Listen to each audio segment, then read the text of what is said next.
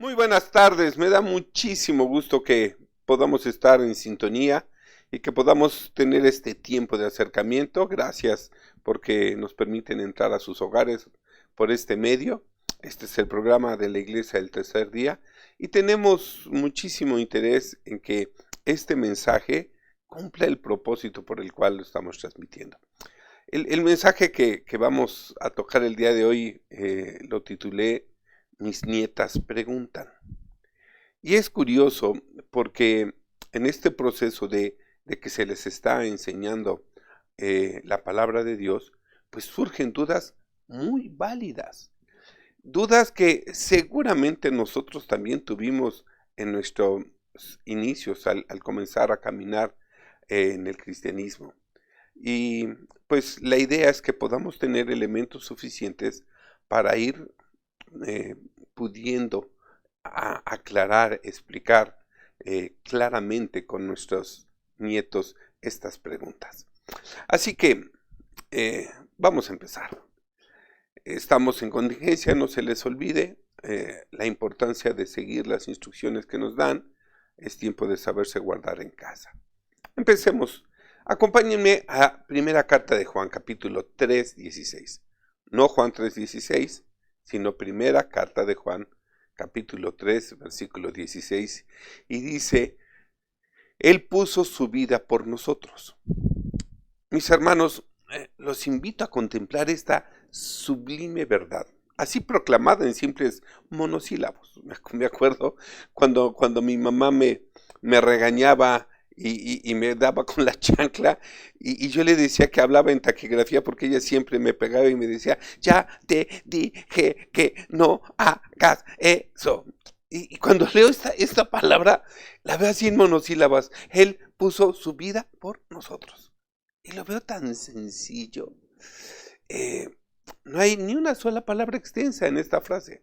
Todo en ella es sumamente sencillo, es sencilla pero poderosa.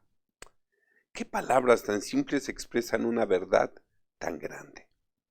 Y lo sublime de este versículo es que está debidamente expresado con la simplicidad de unas pocas palabras. Los grandes pensamientos y los grandes expositores se contentan con pequeñas palabras, dicen. Él puso su vida por nosotros. En esta frase no hay mucho que pudiera utilizarse para exhibir la elocuencia de alguien. Aparentemente no hay mucho espacio en ella para un debate o para el pensamiento profundo. El texto nos presenta una sencilla doctrina, pero poderosa. Entonces, ¿qué vamos a hacer con esto? Bueno, yo quiero usarlo para poder enseñar a nuestros niños.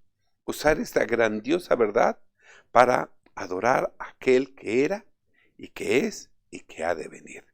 El grandioso y glorioso ser que puso su vida por nosotros.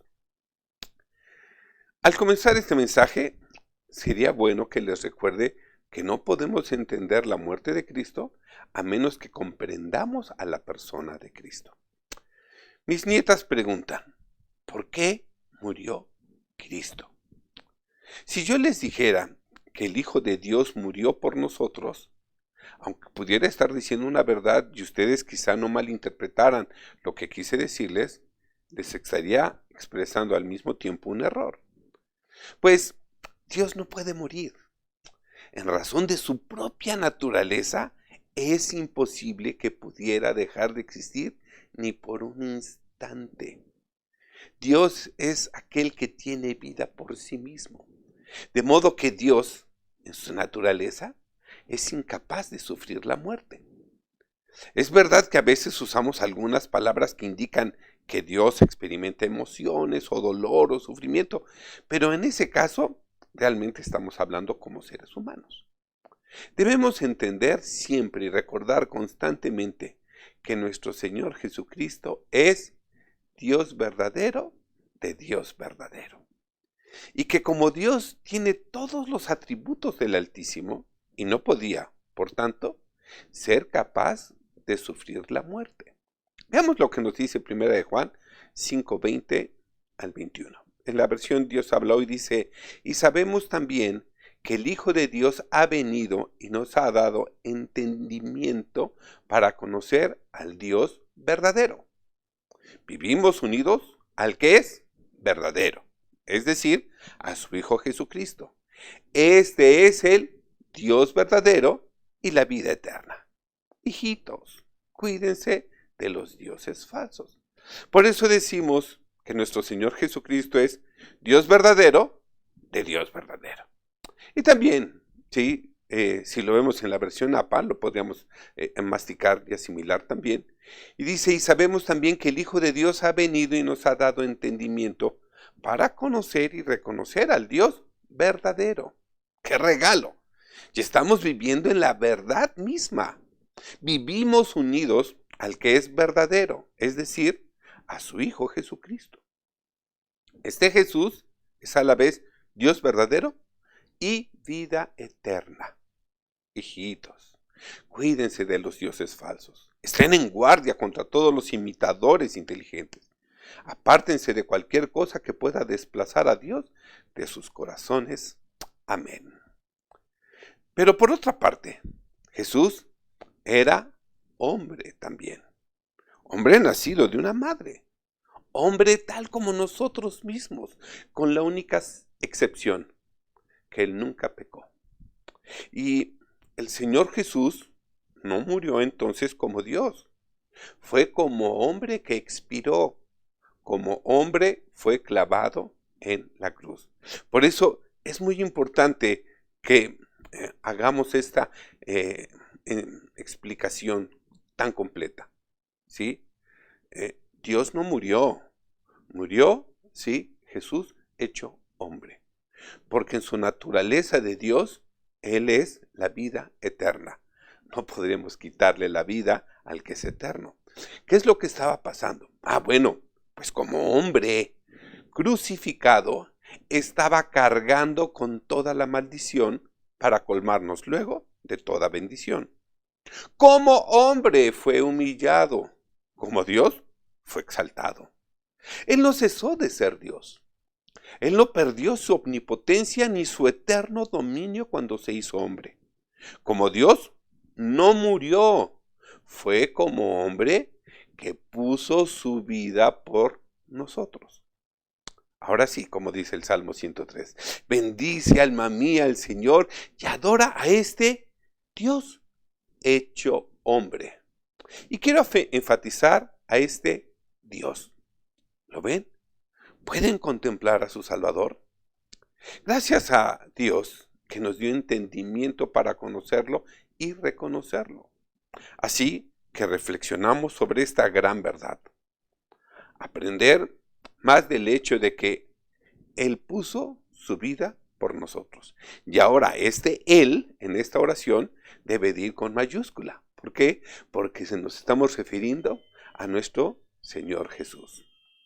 Lo primero en que debemos reflexionar es, puso su vida por nosotros. Entonces, hijitos míos, cuán grandes debieron de ser nuestros pecados, ya que no podían ser perdonados por ningún otro precio. Veamos lo que nos dice el apóstol Pablo en Romanos 6:23. En la versión Reina Valera 60 dice, porque la paga del pecado es muerte, mas la dádiva de Dios es vida eterna en Cristo Jesús, Señor nuestro. La paga del pecado es muerte. Ahora bien, el pecado se ejerce contra Dios. Por eso mismo, Dios no puede pecar.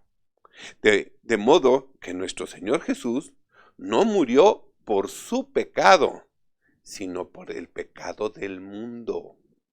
Él cargó con toda la culpa y con toda la consecuencia del pecado del mundo.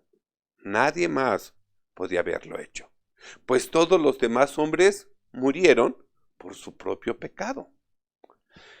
¿Quién mató a Jesús? El pecado. ¿Quién? El pecado. No lo mataron los judíos ni los gentiles. No hubo hombre mortal que pudiera matarlo. No. ¿Por qué murió Jesús? Murió por el pecado de todos ellos, tanto de los judíos como de los gentiles. Es decir, por el pecado de toda la humanidad. Veamos lo que nos enseña el apóstol Pablo en la segunda carta a los Corintios 5:21. En la versión Dios habla hoy dice, Cristo no cometió pecado alguno, pero por causa nuestra, Dios lo hizo pecado. Pongamos atención, no dice pecador. Dios lo hizo pecado para hacernos a nosotros justicia de Dios en Cristo. Cristo no cometió pecado alguno, pero por causa nuestra Dios lo hizo pecado para hacernos a nosotros justicia de Dios en Cristo. Y luego, para colmo de maravilla, nos declaró justos. Es decir, que Él nos justificó. Es decir, que la carga del pecado y la condena que había contra nosotros fue, sí, anulada por cuanto fue pagada por Él. Por eso es que se hizo justicia. Es decir, que la consecuencia del pecado se tenía que pagar. Y eso es lo que implica la justicia. De modo que al cargar Jesús con el precio del pecado, al pagar Él por el pecado de la humanidad, luego entonces se hizo justicia. Dios lo hizo pecado, no pecador. De modo que lo que está siendo clavado en la cruz del Calvario era el cuerpo del pecado, clavando en él el acta de decretos que nos era contraria. Recordemos cómo nos los dice Primera de Juan en el 5:20. Este Jesús es a la vez Dios verdadero y vida eterna. Para darnos vida eterna es porque también es la muerte eterna del pecado. Porque la paga del pecado es muerte. Luego entonces, al haber Jesús cumplido con todas las exigencias de la ley, se hizo justicia y se dio cumplimiento a la ley porque la paga del pecado es la muerte. De modo que ¿por qué murió Jesús? Para dar cumplimiento a la ley, para que se cumpliera el castigo por el pecado. Cuando vemos a Jesús crucificado, es para hacernos recordar que el pecado fue vencido, que en el cuerpo del pecado estaba muriendo eternamente el pecado. Por esto, el que cree en Jesús tiene vida eterna. En segundo lugar, puso su vida por nosotros. Entonces, hijitos míos, ¿cuán grande debe de haber sido su amor? Nada lo detendría hasta no entregar la vida misma. Jesús como hombre murió, sí, definitivamente. Jesús como hombre fue al infierno, sí, definitivamente. Jesús como hombre sufrió todas las consecuencias del pecado, por supuesto que sí. Él es justicia de Dios. Es decir, todas, absolutamente todas las exigencias de la ley de Dios se cumplieron en Jesús. Por eso se hace justicia, porque se dio cumplimiento a toda la ley. En tercer lugar, puso su vida por nosotros. Entonces, mis pequeñitas, mis hermosas, tengan ánimo, pues si una expiación de tal naturaleza ha sido ofrecida, si aquel que fue ofendido por el pecado fue también el que fue ofrecido por el pecado, si tal satisfacción ha sido dada al Dios Todopoderoso, entonces cuán confiadas deben estar. ¿Quién podrá separarlas del amor de Dios a quienes han sido compradas con la sangre de tal Salvador? Bien, entonces, permítanme meditar con convicción sobre la primera triste realidad. ¿Puso Cristo su vida por mí? Fíjense que cuando uno lo generaliza y aprende a poner Jesús pagó el precio por el pecado, y lo hacemos en el genérico, en la palabra que conlleva todas las consecuencias y condiciones del pecado. En ese sentido estamos dando por entendido de que cumplió por el precio de todos los pecados. ¿Ok? De modo que cuando uno es capaz ahora de ponerlo en primera persona y poder decir, Cristo dio su vida por mí. Esto es un principio de libertad importantísimo. Muchas veces uno puede decir que Cristo hizo algo en favor del otro, pero qué importante es reconocer que lo hizo también en favor de mí. Entonces, ¿cuán grandes deben de haber sido los pecados de la humanidad? Está claro que Jesús como humano muere por el pecado de la humanidad. Romanos capítulo 9, versículo 1 y 5. En la versión de Dios habla hoy dice, como creyente que soy en Cristo, estoy diciendo la verdad, no miento. Además, mi conciencia, guiada por el Espíritu Santo, me asegura que esto es verdad. Son descendientes de nuestros antepasados y de su raza. En cuanto a lo humano, vino el Mesías, el cual es Dios sobre todas las cosas, alabado por siempre. Amén. Hermanos míos, voy a hablar un poco acerca de mi propia experiencia. Y al hacerlo, seguramente voy a estar describiendo también la suya. Sí, esta pregunta que formulan hoy mis nietas, no es una pregunta que nosotros no nos hayamos formulado también en nuestro inicio en el caminar con Cristo. Yo he visto mis pecados de muchas maneras diferentes. Cuando le he dado rienda suelta a mis instintos carnales, he visto y vivido el pecado, entendiendo por el pecado, ¿sí? Que es seguir nuestros malos deseos y sus consecuencias. Como dice el apóstol Pablo en Gálatas 5, 19, 21, en la versión Dios habla hoy, dice, es fácil ver lo que hacen quienes siguen los malos deseos. ¿Sí? Es decir, es fácil lo que hacen quienes son pecadores. Cometen inmoralidades sexuales, hacen cosas impuras y viciosas, adoran ídolos y practican la brujería, mantienen odios, discordias, celos, se enojan fácilmente, causan rivalidades, divisiones y partidismos, son envidiosos, borrachos, glotones y otras cosas parecidas. Les advierto a ustedes, como ya antes lo he hecho, que los que así se portan no tendrán parte en el reino de Dios. Por supuesto, mi espíritu se contrajo en mi interior, pues mis pecados se veían sumamente negros. Vi un verdadero infierno de iniquidad en el interior de mi propia alma. Pensé entonces que había visto toda la negrura de mi pecado. Pero no había visto lo suficiente de mi pecado para aborrecerlo al punto de quererlo abandonar. La concupiscencia nos lleva a jugar de nuevo con el pecado y a quererlo de la misma manera de siempre. Contemplé un día otro espectáculo. Vi mis pecados a la luz del cielo. Miré a lo alto y consideré los cielos, la obra de los dedos de Dios, y vi su santidad esculpida en el ancho mundo y también revelada en la Escritura.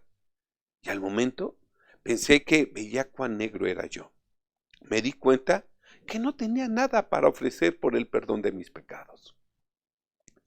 ¿Será la culpa una moneda de intercambio en el cielo? Seguro que no. ¿Habrá algo efímero con lo que se pueda obtener algo eterno? Seguro que no. ¿Habrá algo inmundo con lo que se pueda merecer lo sagrado? No, seguramente que no. Me di cuenta de mi pecado cuando reconocí que estaba separado de Dios. Hasta no ver la gloria del carácter de Dios, nunca conocí la atrocidad de mi propia culpa. Pero ahora que veo el resplandor de su santidad, mi alma entera está abatida ante el pensamiento de mi capacidad y habilidad de pecar y de mi gran separación del Dios viviente.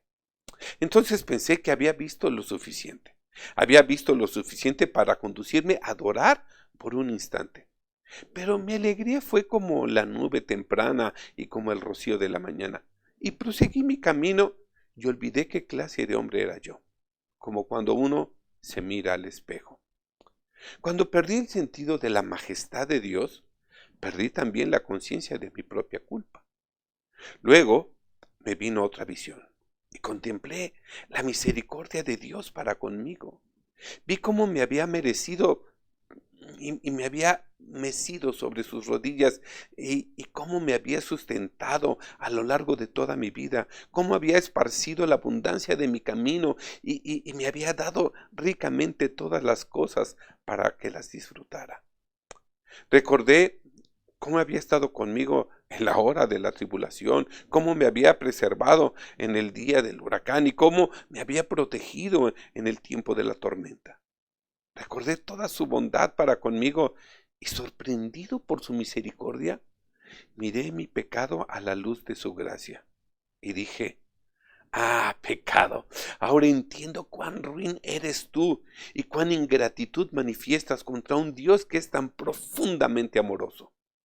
No, no hay nada con lo que pueda pagar el precio de mis pecados. ¿Podrá pagarle el hombre a Dios por su pecado? No, definitivamente no. Por eso, Él nos lo otorga gratuitamente. El perdón no es meritorio por nuestras obras, sino es un mérito a su obra, a la obra de su Hijo, por supuesto. Pensé entonces que seguramente había visto lo peor del pecado al haberlo contrastado, primero con el carácter de Dios y posteriormente con sus dádivas. Maldije el pecado desde lo más profundo de mi ser y pensé que había visto lo suficiente respecto a él. Pero no lo había visto, no había visto lo peor. Ese sentido de gratitud pasó y me encontré inclinado todavía al pecado y vi que todavía me atraía. Pero un día, en mis descarríos, oí un grito, un gemido. No me pareció que fuera un grito que brotara de labios mortales. Me volví a un lado, esperando ver un grandioso espectáculo, y lo vi. Fue en verdad un gran espectáculo. He aquí que por allá en una cruz, bañado en sangre, colgaba un hombre. La manera como la profecía de Isaías lo narra me impactó. Acompáñeme a Isaías 53. Vamos a leerlo todo, del 1 al 12. En la versión Dios habla hoy dice: ¿quién va a creer lo que hemos oído? ¿A quién ha revelado el Señor su poder? El Señor quiso que su siervo creciera como planta tierna que hunde sus raíces en la tierra seca. No tenía belleza ni esplendor, su aspecto no tenía nada atrayente. Los hombres lo despreciaban y lo rechazaban. Era un hombre lleno de dolor, acostumbrado al sufrimiento, experimentado en quebranto, como alguien que no merece ser visto. Lo despreciamos, no lo tuvimos en cuenta, y sin embargo, Él estaba cargando con nuestros sufrimientos, estaba soportando nuestros propios dolores. Nosotros pensamos que Dios lo había herido, que lo había castigado y humillado. Pero fue traspasado a causa de nuestra rebeldía, fue atormentado a causa de nuestras maldades. El castigo que sufrió nos trajo la paz. Por sus heridas hemos sido sanados. Todos nosotros nos perdimos como ovejas, siguiendo cada uno su propio camino, pero el Señor cargó sobre él la maldad de todos nosotros. Fue maltratado, pero se sometió humildemente y ni siquiera abrió la boca. Lo llevaron como cordero al matadero y él se quedó callado, sin abrir la boca, como una oveja cuando la trasquilan. Se lo llevaron injustamente y no hubo quien lo defendiera. Nadie se preocupó por su destino. Lo arrancaron de esta tierra, le dieron muerte por los pecados de mi pueblo. Lo enterraron al lado de hombres malvados. Lo sepultaron con gente perversa, aunque nunca cometió ningún crimen ni hubo engañado en su boca. El Señor quiso oprimirlo con el sufrimiento, y puesto que Él se entregó en sacrificio por el pecado, tendrá larga vida y llegará a ser a sus descendientes. Por medio de Él tendrán éxito los planes del Señor. Después de tanta aflicción, verá la luz y quedará satisfecho al saberlo. El justo siervo del Señor liberará a muchos, pues cargará con la maldad de ellos. Por eso, Dios le dará un lugar entre los grandes, y con los poderosos participará del triunfo, porque se entregó a la muerte y fue contado entre los malvados, cuando en realidad cargó con los pecados de muchos e intercedió por los pecadores. Entonces, ahora observé el suplicio que hacía su carne y que temblaran sus huesos. Contemplé las negras nubes que lo rodeaban, las vi cubrir su frente de negrura, incluso vi en la densa oscuridad, pues mis ojos fueron abiertos y percibí que su corazón estaba tan lleno de horror y dolor como el cielo lo estaba de negrura.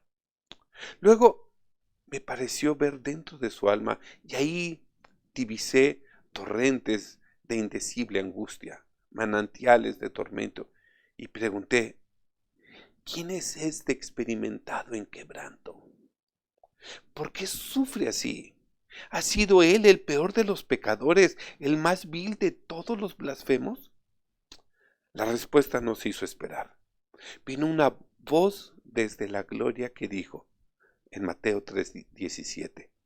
Se oyó entonces una voz del cielo que decía: Este es mi hijo amado a quien he elegido. Este es mi hijo amado.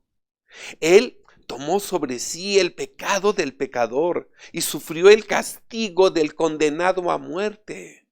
Oh Dios, pensé, nunca vi el pecado sino hasta esta hora, cuando lo vi arrebatar la gloria de Cristo, cuando por un instante pareció incluso retirar de él la misericordia de Dios, y cuando lo vi cubierto con su propia sangre y sumergido en las profundidades del océano de aflicción. Luego dije: ahora sé lo que es el pecado, como nunca antes lo supe. Aunque esos otros espectáculos podrían enseñarme algo del terrible carácter del mal, con todo, nunca entendí cuán vil era la culpa del hombre traidor para con el Dios del hombre, hasta no ver al Salvador en la cruz. Cuando vi su cabeza horadada con espinas, comprendí que todos mis malos pensamientos estaban siendo condenados. Luego observé su espalda toda desgarrada y rota, y surcada y magullada y sangrante bajo el terrible látigo, y comprendí que la carga de la culpa estaba siendo arrancada. Vi sus manos traspasadas y comprendí que todo lo malo que habían hecho mis manos estaba siendo consumido. Lo vi sufrir y descubrí que soy incapaz de mitigar sus dolores o de comprender su amargura. Entonces comprendí que esta muerte tan vil tenía un propósito que iba más allá de mi capacidad de comprenderla. Fue hasta que el Espíritu Santo me enseñó esta primera lección. La ilimitada perversidad del pecado culminó con la muerte de Cristo. Él puso su vida para que el pecado del mundo pudiera ser suprimido. Y ahora sí, podemos ir entendiendo esta parte. Acompáñeme a Juan 1:29 al 31. En la versión APA dice: al día siguiente, Juan vio a Jesús que se acercaba a él y gritó: ¡miren! ¡Ahí está! Es el Cordero de Dios que perdona el pecado del mundo. Este es el hombre del que he estado hablando. A él me refería yo cuando dije: después de mí viene un hombre que es más importante que yo. Él es superior a mí porque existía mucho antes que yo, pero realmente está por delante de mí. Yo mismo no sabía que él era a quien esperábamos, pero he venido bautizando con agua, dándoles un buen baño, precisamente para que el pueblo de Israel pueda comenzar de nuevo con Dios, para que lo conozca y lo reconozca como aquel que quita los pecados de su vida. Al principio, a todos, creo yo, nos pasó lo mismo. Como dice Juan, yo mismo no sabía que él era a quien esperábamos. Y seguramente en el camino iremos descubriendo más de la persona de Cristo, de su carácter y de su misión. Pero ahora tenemos esta respuesta. Cristo murió porque cargó el castigo del pecado del mundo. Esta historia continuará. Porque, ¿qué creen? Mis nietas siguen preguntando. Mientras tanto, sí, tomemos esta palabra. ¿Por qué murió Cristo? Cristo murió porque con su muerte estaba dando el pago del pecado de la humanidad. Esta historia continuará. Mientras tanto, no se les olvide. Amén y Amén. Dios los bendiga.